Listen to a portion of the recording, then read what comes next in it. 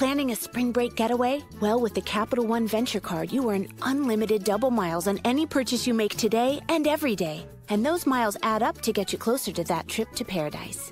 Every vanilla soy latte, double miles. Every time you pump gas, double miles. Even when you buy a set of Monogram beach towels, yep, double miles. You earn unlimited double miles on every purchase, and then you go. The Capital One Venture Card, the card that takes you there. What's in your wallet? Capital One Bank USA N.A. Welcome to Audio Gyan with Kedar Nimkar, a podcast that documents insightful conversations with Indian designers, artists, musicians, writers, thinkers and creatives of all types. Catch us on iTunes or visit audiogyan.com for more Gyan sessions. Here's your host Kedar Nimkar. Welcome to a new episode of Audio Gyan Case Studies. We deep dive into one product, case study, feature or anything for that matter, but it's just that we try and document a case study here. And today I have Umesh Gopinath with us on Audio Gyan. Umesh is a designer, blogger and amateur photographer. He's constantly thinking, observing, learning and trying to find simple solutions for everyday problems. Currently he's heading the design team at Newton Mail, which recently got acquired by Essential this year. Newton Mail is a wonderful, pretty looking email client which is built in India. And today we are here to speak with Umesh what went behind the scenes and also get to know some of his insights and philosophies behind design. So thank you Umesh for giving us your time, and it's a real pleasure to have you on Audio Gyan. Thank you Kedar. Yeah. So as I said that this is like a Audio Gyan case study, so we'll try and go deeper into Newton Mail and understand what went behind the scenes, how the design decisions were taken and few of those things. Yeah, sure. So I've come up with few questions and let's see how the conversation goes. And also I'll tell you that Umesh, when I first asked him to do this session, he was slightly nervous. So yeah, I'm sure that Audio Gyan listeners can definitely differentiate between the signal and the noise. so yeah, like just feel free to have like a Sure. Yeah. I think as we go, I think I'll be more comfortable. Yeah, sure. Okay. So to begin with, if you can tell us what is Newton Mail and what's so cool about this email client as well. Like this is mainly to set the background and people to understand what is Newton Mail. So Newton Mail is a minimalistic emailing app. It is available on all your devices. It offers a distraction-free emailing experience, a modern emailing experience. It basically focuses on the most essential aspects of emailing in today's time, and just removes all the noise, like you said. So that is what Newton is. Mm-hmm. Okay. And when was this conceived? When was this made? And when did you start? When did you reach the market and some background about it? So Newton Mail was previously called Cloud Magic Email. So Cloud Magic was a search application. What that means was, so you have your email, you have Facebook, you have Twitter, you have a lot of information in the cloud. Cloud Magic was this one place where you can connect all of this and search and find information. Okay. But what happened was most people were using Cloud Magic to search in email more than anything else. So, and because of and that was one side, and Cloud Magic was not a daily use case. People never open Cloud Magic always, and they searched and all that. So I think it was started as an idea that, okay, so why not add a compose into this app and make it as an email app so that it becomes a daily use case. So this search was across the all profiles which you have on internet? Or? Yes. Okay. All cloud services you can connect to, and I think it was started by as a Chrome. I was not part of it. Chrome extension in Gmail to search faster than the Gmail search. Wow. Yeah, that is how it started off. Then it became an app and all that. I was not part of that. But when I came, they had already decided that they're going to make an email app. That is when I was brought in. Then during for the next 3 years, so this happened like 5 years ago. For the next 3 years, we built what we thought was a basic email app. Yes, with essential design principles and all put in and things like that. But we didn't have a proper vision and all that. We because we started off as, okay, let's have email with great search, right? But then things started changing. Search was not the main thing in that email app, because people started liking it just for the cleanliness and niceness of the email app. We started off on iOS and Android. Then we thought, okay, then people are liking this, then why not let us work on that part? Like, that is when we looked at email apps, what is the real problem and all that. So what I'm trying to say is, we didn't start off this way, with the email but then later on, when we started when we worked on it, when we started listening to our users, we understood that there is actually a need for a clean, nice email app that is not cluttered, doing too many things and all that. Then we said, okay, fine, so let's make a minimalistic email app which people will like. But even though we started with that, we really found our feet in when we made our Mac app. Because see, an email app on mobile is nothing different from another email app on mobile. But on desktop, like, it is very different, right? So it helped us, the thinking, because we were mobile first. We had done all those kind of discussions of which feature and which feature should be there, which should not be there and all that. That discussion had already happened on mobile. So we didn't have to go through that discussion again when it came to desktop. I think if we had started with that, we would have added more features and more things on desktop, because we typically tend to add more things in desktop, right? Correct. So because we had this discussion that is this really required or not, that did not change when we went to desktop. So we approached desktop with a very clean slate, and came up with a real distraction-free email app. Then once we were ready with our basic email apps, we added features that we can now ask people to pay for. That is the time we rebranded it to Newton. And then Newton was born. Wow, interesting. So you briefly gave an idea, but why, if you can just slightly deep dive here and tell us why email client as opposed to any other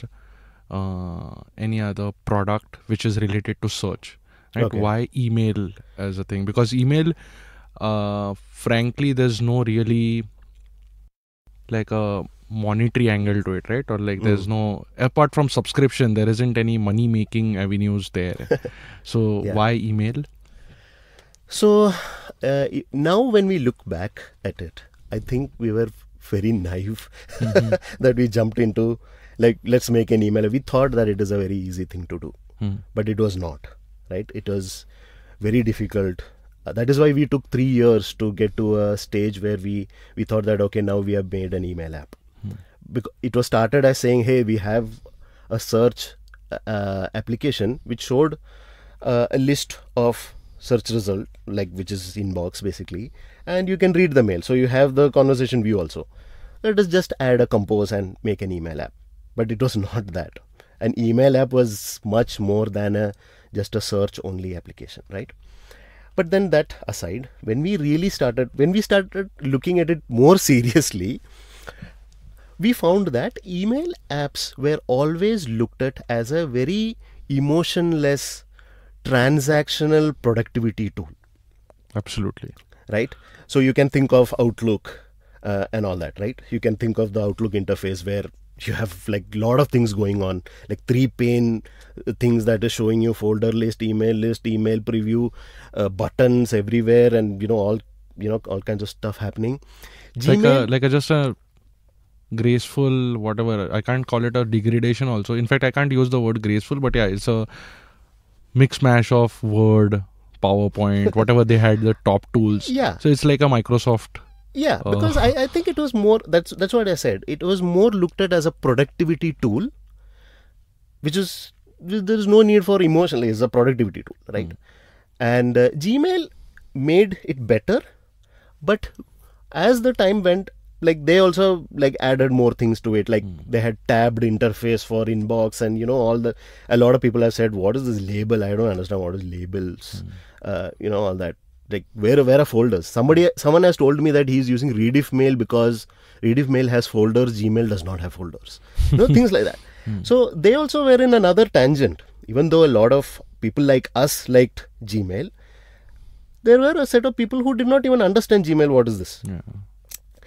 Yeah. Especially in India, you can go across. I've heard people using Rocket Mail and all. Yeah, it's Zapac Mail and yeah. So like I said, so because of that reason, people never liked email. They I hate email. I have an email overload problem. Things like that. And so a lot of people wanted to kill email and make something else to communicate and all that. A lot of people, like Gmail itself, came up with features to solve this problem. How? Smart folders, smart inbox. That what it will do? It will algorithmically figure out what is important to you and what is not. Right? Very great to hear. I mean, great idea, right? Till you find out that you have missed a lot of important mails, which the system thought was not important to you. Correct. Okay. From that day onwards, you have now 2 lists to figure out. Before you had only 1 list, now you have 2 lists. Like this important smart inbox and not the others, right? So basically what happened was more and more features were added to email that only made it worse. Now when you look at what is emailing, right? Most part of emailing is about communication. It is about reading and writing, correct? Nobody looked at that part to improve, right? So when we looked at it, we said that, hey, why can't we just go back to the basics and fix this? Why can't we make it a great reading and writing experience first? A great communication experience, not a productivity tool, right? It's a communication. Because in today's world, today's times, we have medium to, communicate our feelings, But then we go back to email, we see something else going on. So we said, okay, so we were big fans of Medium, we big fans of IA Writer, where you can write great things. Correct. So we said that let's go back and fix this part. And then we'll decide that what other features we require in today's times for emailing. Let's just do that. And then, build something that we will enjoy using. We said that if we enjoy using email, there will be people out there who will like it. Correct.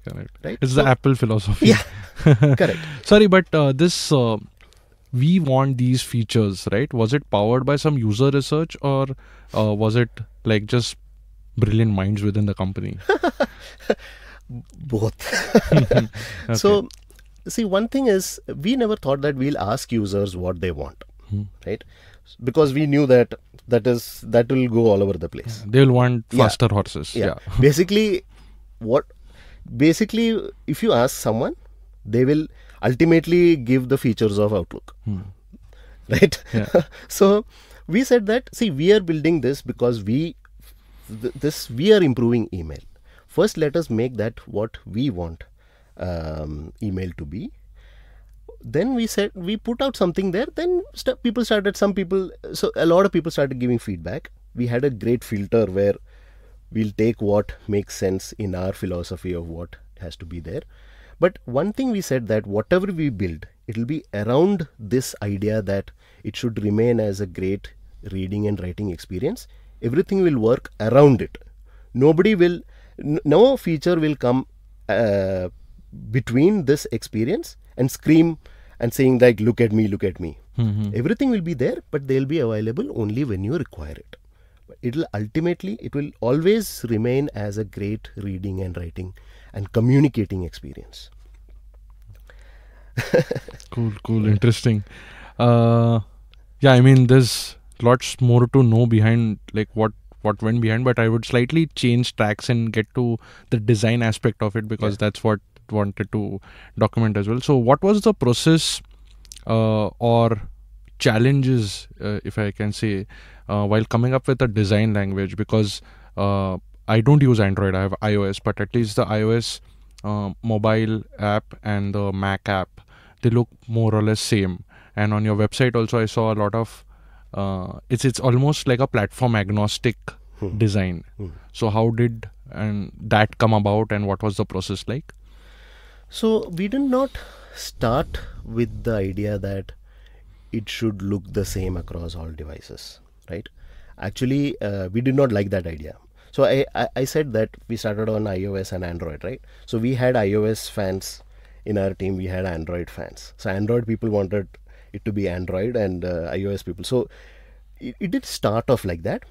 But what we did actually was we designed the best interface that is required for that that function, right?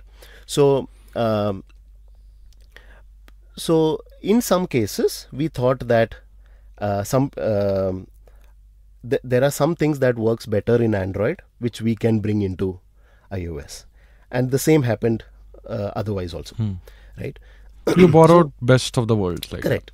So for example, I personally did not like the iOS header where it has the title and it has a disproportionate looking back button and text again that says the previous screen. Basically, there is a lot of text happening on the header, right? So we just said that, okay, we'll just have the title and we'll have a back button.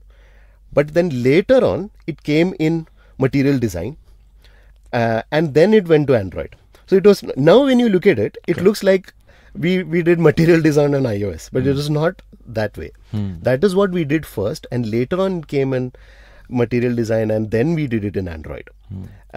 So hence it now looks almost platform agnostic, right?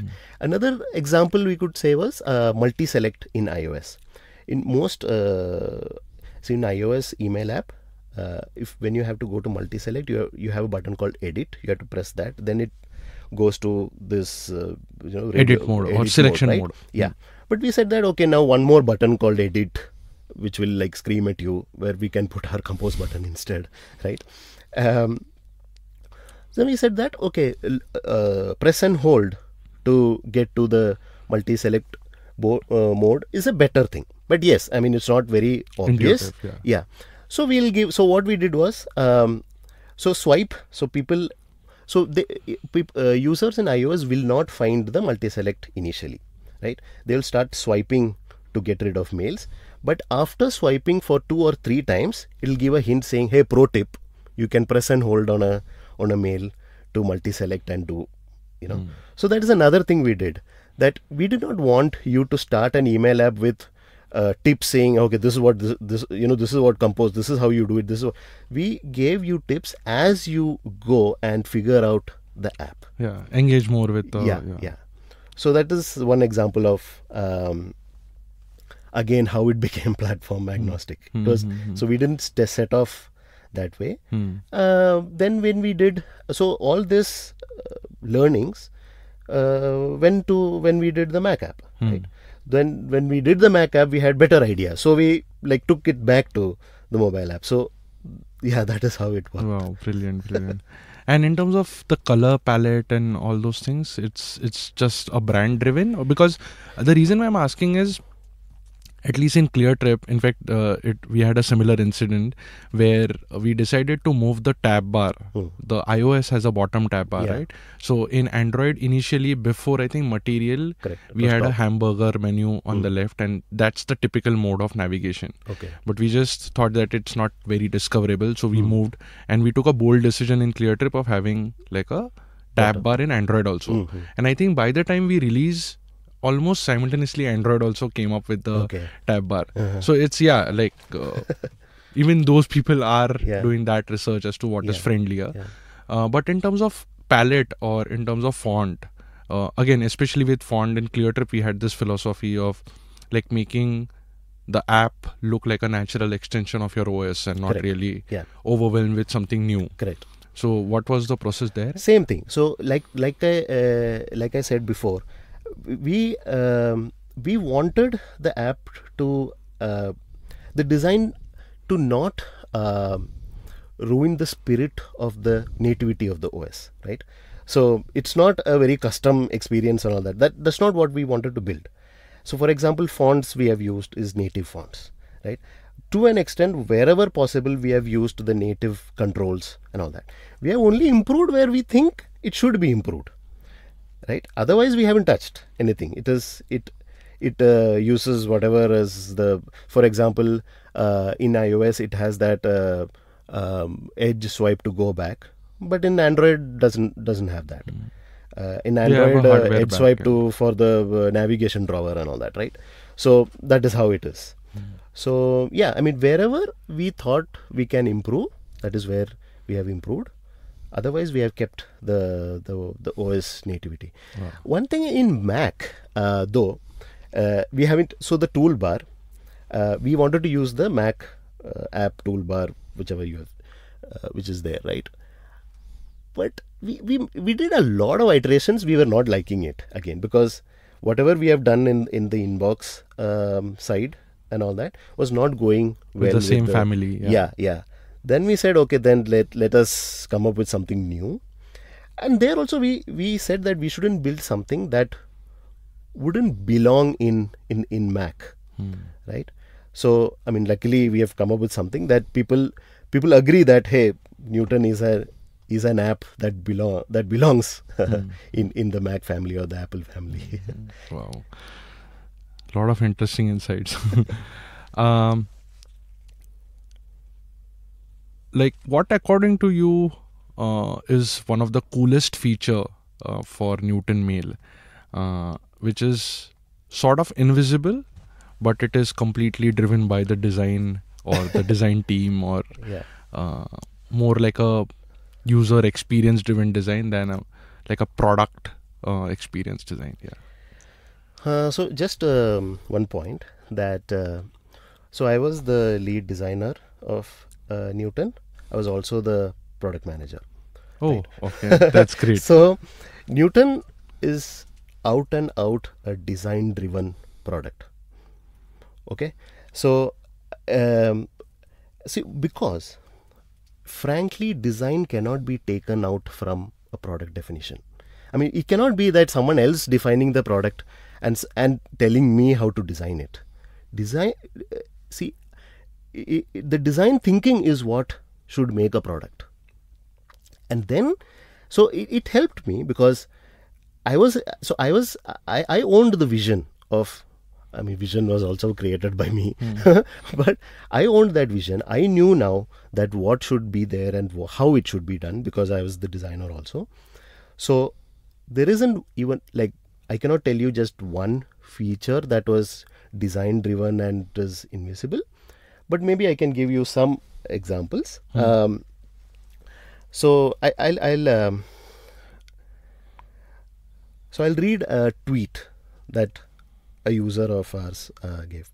He said, using Newton Mail now on desktop instead of Gmail, and I am amazed by how much more relaxing doing email is. Don't really understand why. Okay. Wow, so that's a great compliment. Yeah. So it was designed to be relaxing, right? And how, so some small things which we did, right? You can see a lot of white space. It is minimal. So for example, it is very focused and guiding. It's not, when you look at the inbox is the only thing you see. There isn't anything else screaming for your attention. You go into a mail, it just gives you the perfect view of that mail where you can focus. If you go to compose, it's again a distraction free experience, right? Isn't that relaxing, right? Next thing is small things like, so you know, as a designer, you know that in a line how many words is the best reading experience. Like it should be around 7 to 8. Yeah, I think it should be around 12-13 words. Okay, words. No, Yeah. think it's 7 to 8, but it depends on the Huh. line height and lot of other parameters as well. It's Yeah. So I mean, the point here is it shouldn't be like from this end of the screen to that end of the screen, right? So if you have noticed, Newton, how much ever you increase, the text line doesn't extend after a point. It just stays there because we think that that is the best reading experience you will have, right? That one. Quick one-way navigation. So there is this thing that when you go in desktop, I'm saying, when you go to one level deeper, you can quickly come back by clicking on the gray area of the outside that box. Box, or hitting escape. Like you can multiple times you can click escape and then it will come back to where you started with, right? So these kind of things. So you will never get lost in Newton. Like wherever you are, if you want to quickly get back to where you were, if you are on mouse, you can click outside like multiple times and you will come out, or you press escape and you come out, right? Those kind of. So it was always one way and then come back, things like that. Another thing is familiar shortcuts. So shortcuts are mostly thought of as an advanced way of interacting with an app, right? Because normally it will be more mouse friendly, and we say that, hey, there is these keyboard shortcuts. We said that there are our shortcuts should be designed in such a way that, first of all, there are less things in the screen, so people will not be scared to use them. There are only few keyboard shortcuts you need to learn, and they should be familiar also. So for example, what is the keyboard shortcut to delete a mail in Newton? It is the delete button. Yeah. Right. Or things which you are already familiar with in Finder in Mac. For example, you can command click on a mail to select it. You can shift click to multiple select it. Correct. Right. If you want to select all, command A. If you send a mail, you want to undo, command Z. I mean, these are things which you don't have to learn. Correct. Yes, there are some things which you can learn, a few things, but otherwise you already know the keyboard shortcuts. But yeah, the learning curve is definitely not at all steep, because like reply is R and reply all is A, which is like beautifully, like, because like one of my friends, Indrashish Ghosh, he introduced me to Newton Mail long time back in Clear Trip. And he just showed me that this entire client can be just without a mouse also. It's that friendly. Yeah. Another thing we thought, which people have said, that when they use Newton on their screen, people who pass by, they will ask, hey, what is this? Right? And that is how a lot of people even discovered Newton. They just saw that in someone else's screen and they were intrigued and they wanted to use it. Wow, beautiful.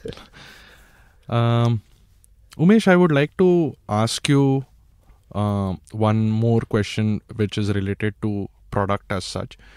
So what was the process of taking, like, now that you have said that you were the product manager and the designer, so how were few of the decisions taken while building the product for especially, like, I read one article that you have killed the send folder, right? So you can elaborate on that feature instance also, but generally how these decisions were taken, because you said you are designing for yourself. So there is, but you reach a threshold, right? That yes, this is what I can live with, or this is how I would like to use this product.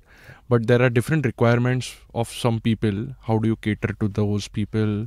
Do you even cater, or you polarize them, or what is the process like? So yes, so we initially thought that we were the users. Why? Because we wanted to know that if whatever hypothesis we have, it will work or not. Will email be an enjoyable process? That is what we thought that we will confirm, right? But now, when it comes to a stage where we have to now start making people pay, now we should have a target audience, right? And that is who you should be building the product for. So how we decided on this was, let's say, what are the two types of emailing? Broadly, I'm saying. One is internal emailing. That means in an organization, within the team, people are emailing to communicate, right? And that is kind of going away. People are saying that no need of email, you can get to Slack or more and more chat applications and all that. That's one thing. Second, even if they want to use this kind of a product, will a team pay for it? They will not, because there is no incentive for anyone to use such a, so they have already paid for Google apps. Yeah. Now they will not pay for another app that just to make internal emailing better, right? Then there is a external emailing. That means people who are mailing people outside their organization.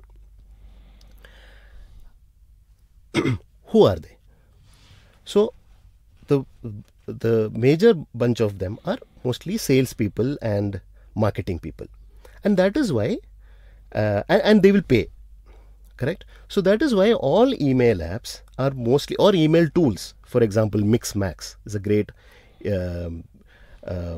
extension that will work on top of Gmail.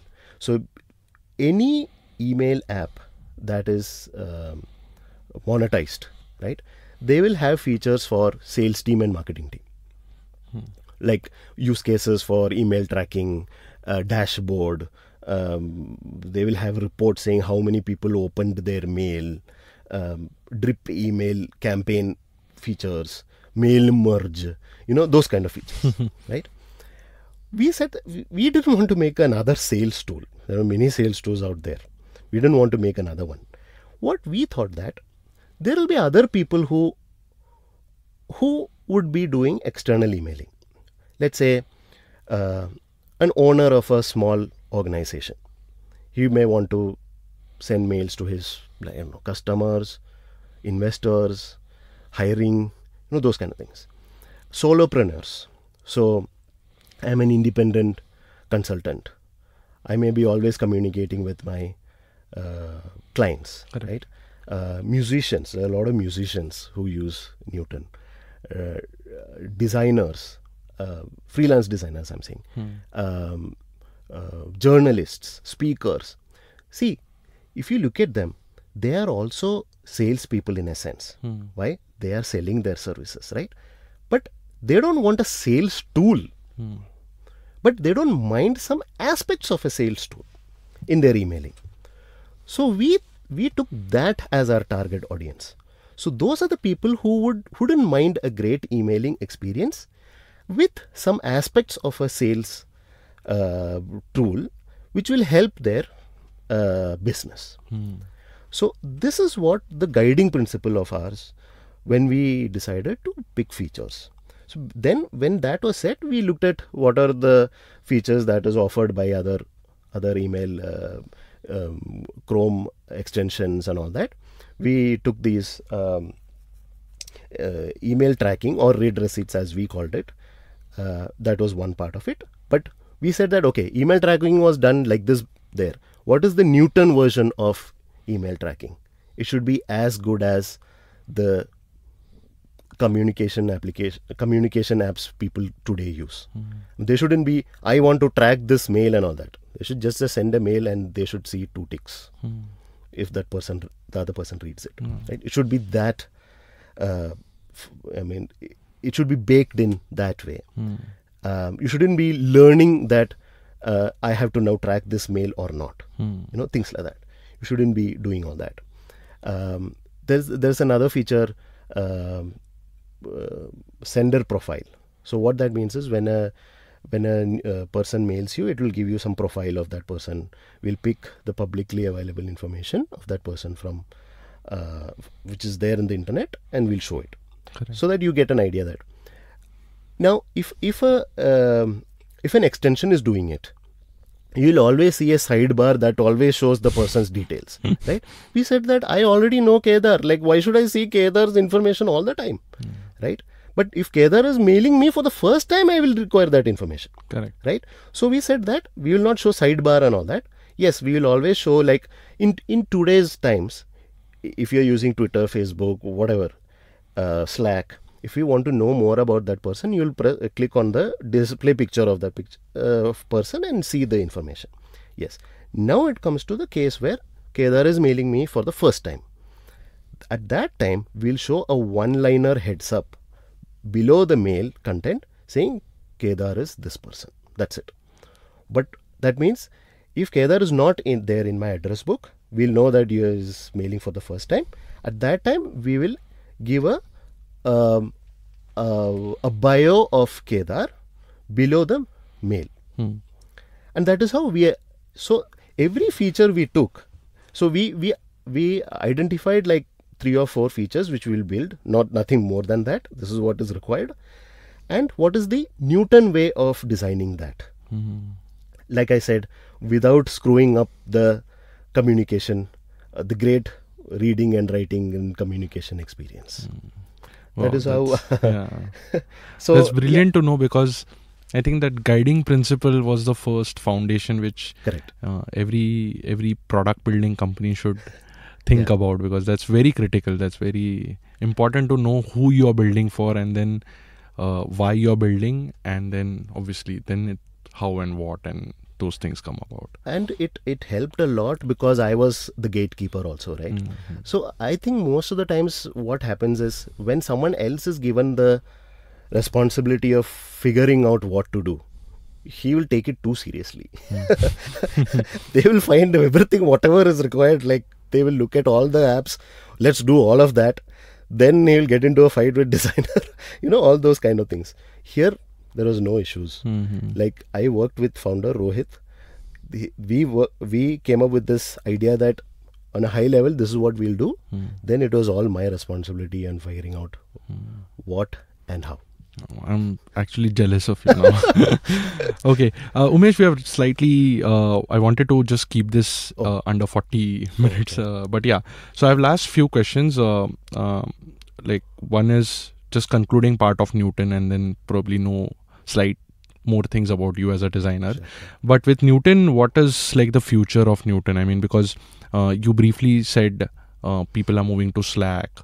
In fact, a lot of organizations, they have started using WhatsApp also now, making small groups of design team and this team and just having communication. Google Hangouts is one more. Skype is, I don't know what's the status with that. Telegram is something. So what do you think the future is? Because you have now spent enough time on mail as a concept. So like I mentioned, email will not be a preferred tool for internal communication. It will slowly go away.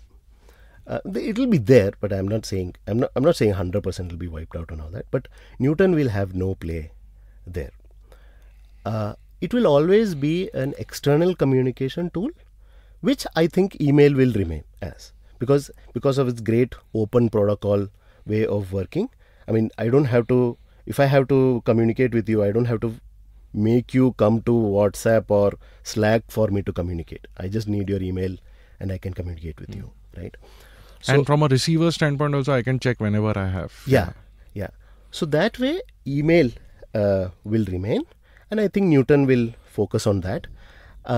It will not. So Newton, according to us, is now a mature product. The idea was, like I said, not to keep on building features and make it bloated at some point. We always said that we will only build this much and we'll stop, right? Which is another curse for all software products. It will start off as nice and clean, and but as time goes, it will become bloated, right? Entropy effect. Newton will never become like that. Going forward, it will have UX improvements. Any improvement that the time tells us to make, that will be done, and bug fixes and all that. So I think that as far as that use case remains of external emailing, Newton will continue to be there, is what I think. Cool. Definitely looking for some cool features, but it's a tough one because you have to constantly question yourself as to, is it really worth building? So Umesh, on a personal front, I wanted to just ask you 2 quick questions. On your website, at least when I was just doing my research, you said that you are inspired by Dieter Rams or Jason Fried. A.R. Rahman, which is like a different person, like altogether, and few of more people. So what do you think lies common in that and that inspires you? So, Or maybe if I can rephrase saying that, how do you decide that this person or this particular philosophy or this school of thought is going to inspire? What is that subtle thing which you observe? So, what I learned from Dieter, which all designers learn from, is the principle of good design, right? That is what we designers want to follow. Like that is what our guiding principles are, right? So I learned design from Dieter Rams, from Jason Fried. I learned from his books and his blog, Getting Real, Rework. It doesn't have to be crazy at work, and Signal versus Noise. What I learned was how to build a product. It's not just design. He's also a designer, but I also learned that what is the right way of building a product. So, like I said, like design cannot be removed from product definition. Every feature has to go through a fight with me. Then only, like, it's not that okay, you want a feature, we'll do it. No, that has to fight with the gatekeeper to go in. Things like that, and moreover, to believe in yourself. Not like okay, someone else has done it, so maybe it is right, so let me also do it. Nothing like that. That is what I learned from Jason Fried. A.R.